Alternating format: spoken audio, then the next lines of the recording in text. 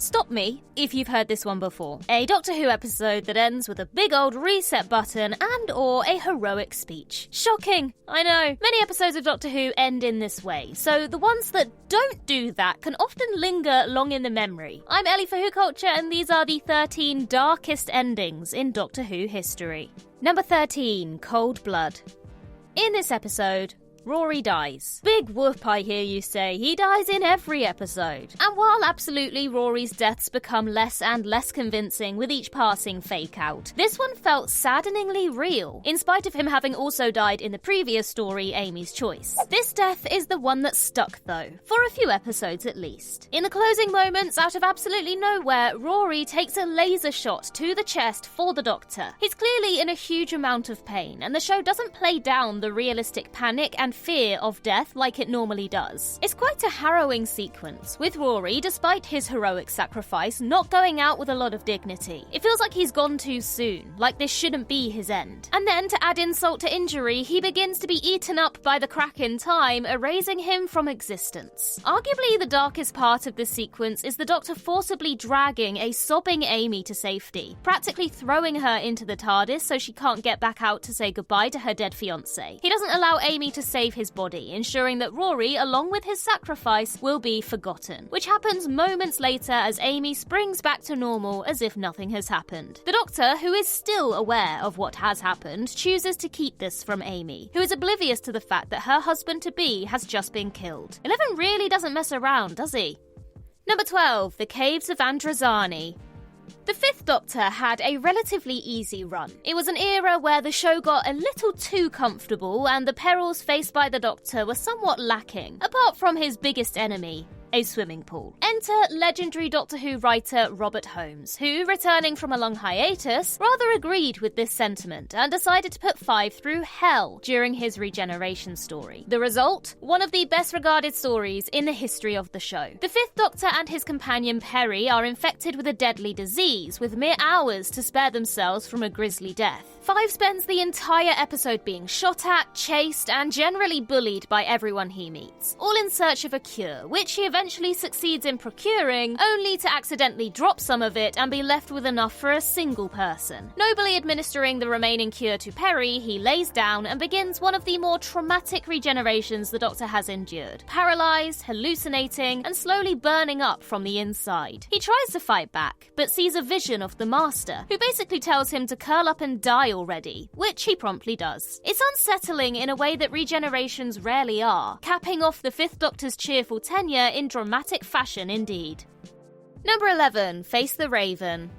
The ending of Face the Raven delivers one of Doctor Who's most devastating farewells, the death of Clara Oswald. And yes, hellbent dislikers, this does still count. Clara dies here. Eventually. Having taken a miscalculated risk by willingly accepting the death mark meant for Rigsy, Clara traps herself into a contract that can only end in her death. There are no timey-wimey tricks here, no last-minute rescues. This isn't a huge world-saving sacrifice. Clara attempts to save Rigsy and due to her own recklessness gets herself killed. It's a tragic culmination of her arc, and her death scene is brutal by the standards of this show. Clara's screams of agony are muted for the audience, but for the only time in the revived show, we watch a companion die, permanently, on screen, dead body and all. But it's what happens to the Doctor once he realises Clara is doomed, which really solidifies Face the Raven's placement on this list. The Doctor immediately snaps, going full Time Lord Victorious at the drop of a hat. 12 inhabits this cold, ancient and terrifying creature, abandoning his name as he threatens to bring Ishilda's life crashing down on her. Peter Capaldi is perhaps the most terrifying a Doctor has ever been in this scene, and we know it's not just for show. The episode ends not with the usual triumphant return to the TARDIS, with silence, grief, and a Time Lord spiralling towards vengeance. The perfect setup for the perfect episode to come. Number 10, Doctor Who and the Silurians. The ending of Doctor Who and the Silurians shares a lot of DNA with Cold Blood, and is another textbook example of the humans ruin everything style of ending. After the Third Doctor has spent 7 episodes trying to broker peace between humanity and the Silurians, it all goes horribly wrong. But before then though, the Doctor has finally got through to the Silurians and for the most part has solved any further conflict with the trigger-happy humans. He entrusts his buddy, the Brigadier, to keep them safe, and Doctor Who wouldn't have one of its loyal companions the main protagonist do anything bad, like, say, a war crime, right? Wrong. As the Doctor walks away, exhausted yet hopeful, the Brigadier blows up the cave system, wiping out the defeated Silurians in a flash. The Doctor turns back, horrified. There's no showdown, no final speech, just a quiet look of betrayal. It's a chilling moment, wrapped in rubber suits and 70s synths, but make no mistake, it's one of the bleakest, most thought-provoking finales in classic Who. Peace was possible, but humanity, quite literally, blew it. Number 9, Father's Day. Father's Day is an emotional watch throughout, but the ending even more so. When Rose convinces Nine to let her witness her father's death, she impulsively rushes in to save him from the oncoming car instead. Nine throws his toys out the pram and berates Rose, but honestly, he should have seen this one coming. And the Reapers of Death that come to devour everyone are sort of on him. Throughout the episode, the Reapers kill a whole lot of people, but the real heartbreak comes when Pete Tyler figures out what's gone wrong. He realizes the only way to fix the timeline is to let history happen as it should, i.e., he needs to willingly ignore the Green Cross Code. In a quietly devastating act of heroism, he walks out into the street and allows the car that was meant to kill him do just that, restoring time and resurrecting the Doctor in the process. Rose finally gets to be with the father she never got to meet, but it's devastatingly temporary. She sits with him as he dies, but at least this time he isn't alone, and he is dying for a reason. To save his daughter. It's bittersweet, and the net result leaves Rose with actual memories of her father, but that doesn't make it any less crushing to watch a young girl lose her dad all over again. Number 8, Dot and Bubble.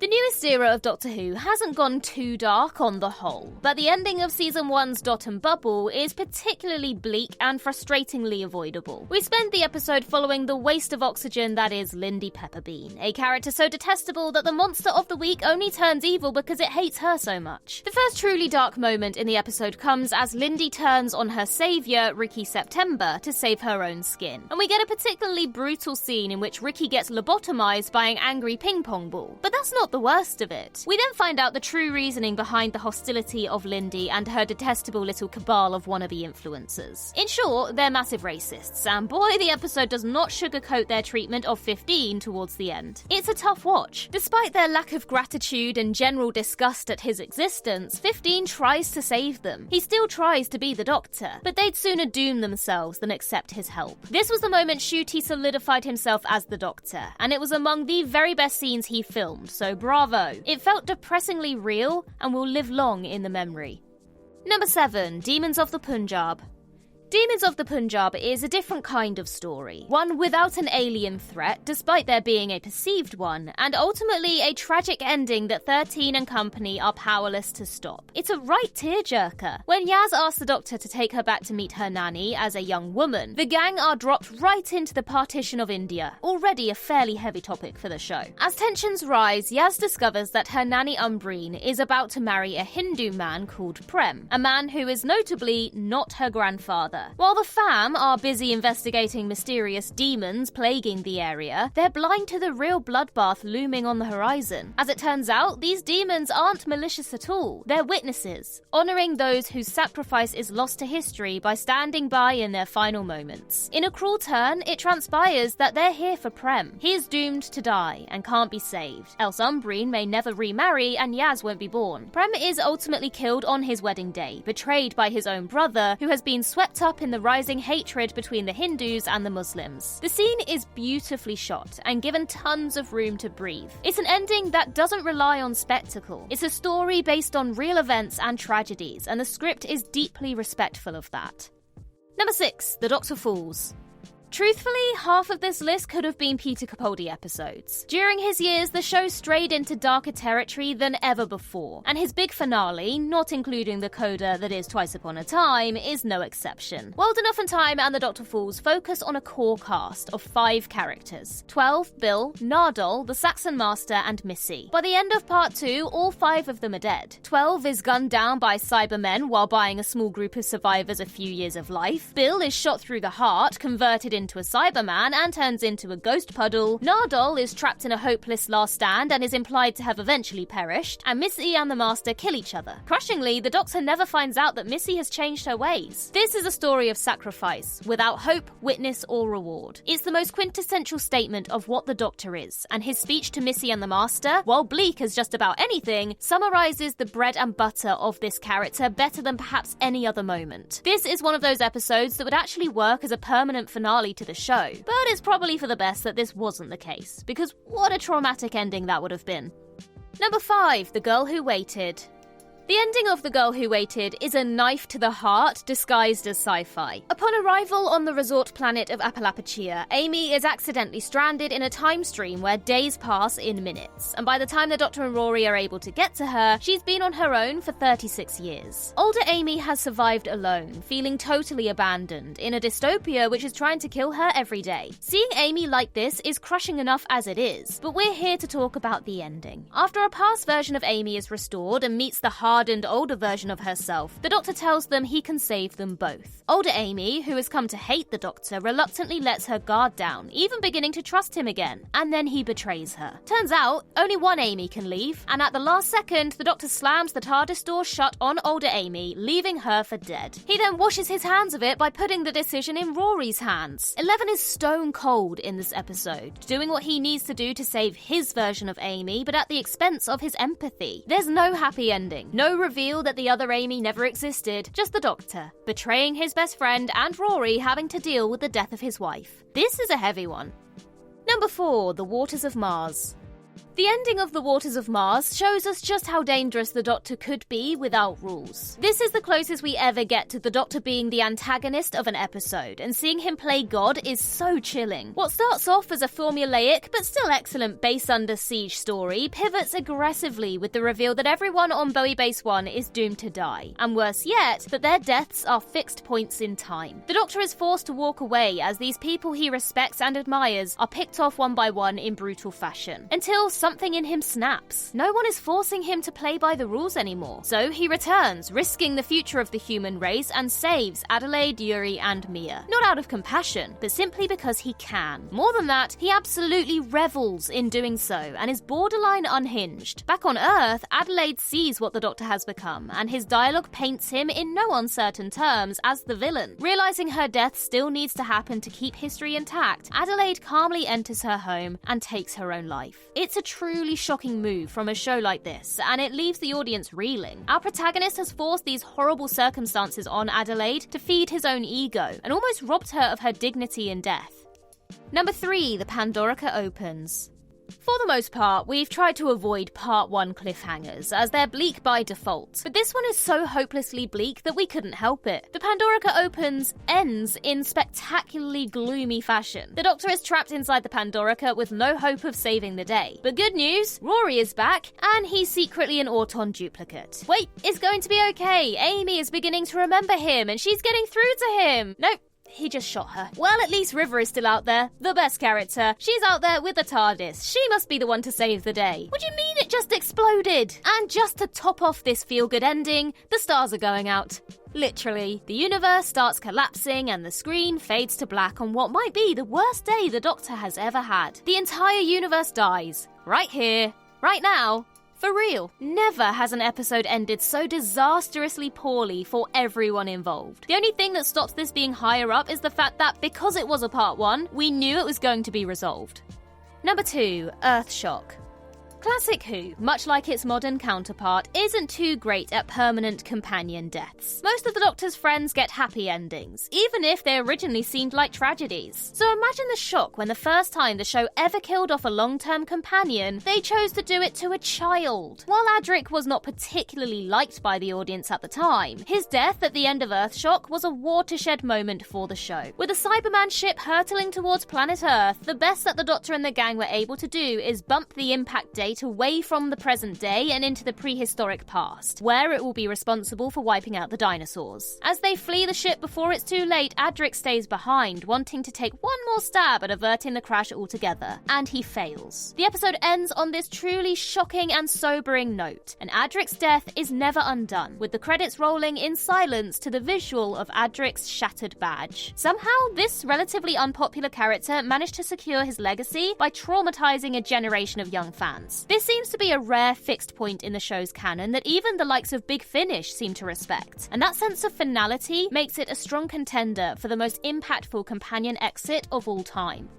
Number 1. The Family of Blood. In what is possibly David Tennant's shining story as the Doctor, we see Ten hiding from the titular family of blood by transforming himself into the very human and very charming schoolteacher John Smith. We spend almost 2 entire episodes with John, who is a good and honest man. We come to care about his character, watch him fall in love, and then when we're fully attached to him, he's faced with a horrible choice. Sacrifice himself and his blossoming relationship to bring the Doctor back and save the town, or sacrifice many lives to remain John Smith, with his love by his side. Spoiler alert, he chooses heartbreak. John Smith might be gone, but the Doctor feels his loss immensely, and it pushes him down a cold path by way of revenge. The punishments that Ten devises for these villains are cold and cruel, essentially damning them to an eternity of suffering. There are few scenes in over 60 years in which the Doctor is seen to be quite so malicious as this. But the real gut punch? Joan. The Doctor offers her a place in the TARDIS, but she sees through the cheerful facade. She wants John Smith, and he's gone. The Doctor is thoroughly roasted by Joan and coldly dismissed, having stolen her chance of happiness away from her. It's a story and an ending unlike any in the show. It shakes you to the core. One of those rare Doctor Who adventures that refuses to pull a single punch, and is all the more memorable for it. And that concludes our list. So we've taken a look at the endings of episodes. Why not flip it on its head and check out the 10 greatest cold opens? In the meantime, I've been Ellie for Who Culture, and in the words of Riversong herself, goodbye, sweeties.